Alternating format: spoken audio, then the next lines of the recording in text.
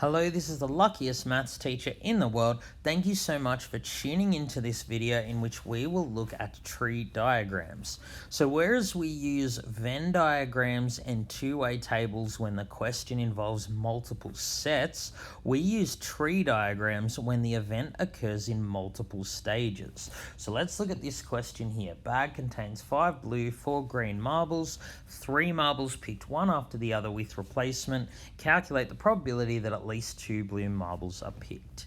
This is a multi-stage event because we're doing multiple things at once. We're picking 3 marbles. So each time we pick a new marble is a new stage. So what tree diagrams do is they allow us to list all of the possible outcomes. So this is how we draw them. So first option, we can get blue or green, and if you get blue first time, you can get blue or green second time, and similarly, if you get green, you can then get blue or green.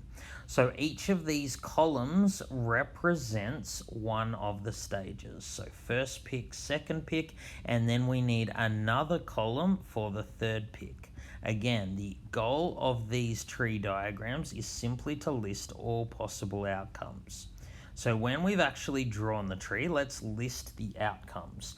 So the first one is BBB. That means I've picked 3 blue. Then I could pick 2 blues and then a green, and so on. So we can see that there are 8 outcomes in total. So let's go ahead and use this to find the probability at least 2 blue marbles were picked. So we're interested in this outcome, this one here. All of these ones I'm highlighting have at least 2 blue marbles picked. Now, a common mistake, people will say, okay, there's 4 ways it can occur, 8 outcomes in total, probabilities 4/8, and we're done. Unfortunately, this question isn't as simple as that.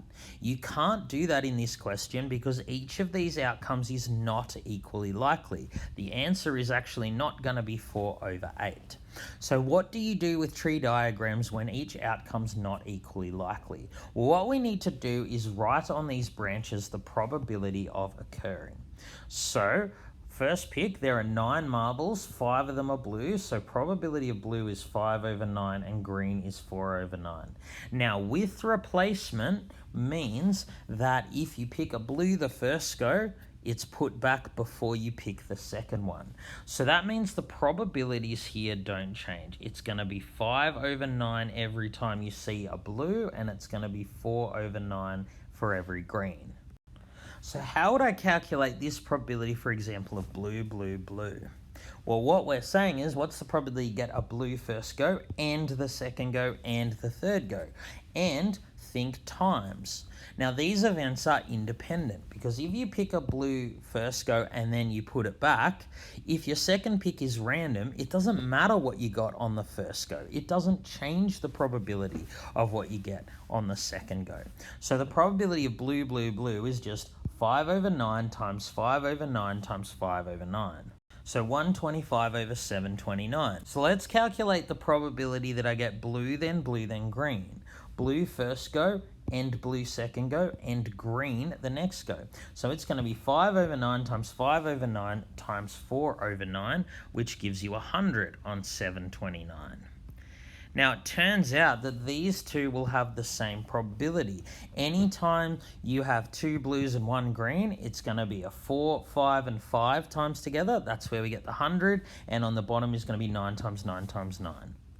So we found each of these individual probabilities. There's no point calculating these ones. We're not interested in them. So what do we do with these numbers here? Well, essentially, what we're saying is, what is the probability that this happens, or this happens, or this happens, or this one? This is now an or question. So the probability of this, or this, or this, or this, we add their probabilities. When it's and, you times, as a general rule. When it's or, you plus. So adding all of these probabilities, we end up getting 425/729. So the probability isn't 0.5 as some people might have thought, it's about 0.58. So that's all for this question, but what I'm going to do now is repeat the question, but this time make it without replacement. So otherwise here we're going to have the same question. 5 blue, 4 marbles, 3 marbles are picked one after the other. That hasn't changed. This time it's without replacement. So what that means is if you pick a blue the first go, it's not replaced. You have fewer blues to pick from the next go. So how would our answer change? Well, we'd still draw the same tree diagram. Everything in black would not change. Also, on the first go, it's still 5/9 for blue and 4/9 for green. The only thing that will change, though, are the probabilities in the second and third stages. So, if I pick a blue the first go, there will be 8 to choose from in the second go, and 4 of them will be blue. And this will be 4/8. Similarly, if you pick a green the first go, there'll still be 5 blue on the second go, but only 8 to choose from. And this will turn to 3/8. So on the third go, here we had 8 marbles left. So if you pick a blue one, there will be 3 blue out of 7 in total, and of course green will be 4/7. Similarly, if you picked a green here, the blue would be 4/7 and the green would be 3/7, and so on. And of course, changing the probabilities here and here changes the probabilities over here. So we need to recalculate the probabilities. Once again, we really only need to calculate the probabilities that are highlighted. We don't need to go and calculate the probability of all of them because these ones we're not interested in. All right, so the probability here of blue, blue, blue is 5/9 times 4/8 times 3/7.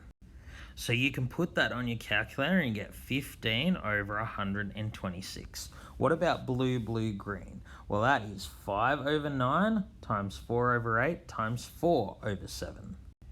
And once again, these three here will have the same probability, all the ones with 2 blues and 1 green, so they will also be 10/63. So the probability that this or this or this or this happens, we simply add together these 4 probabilities.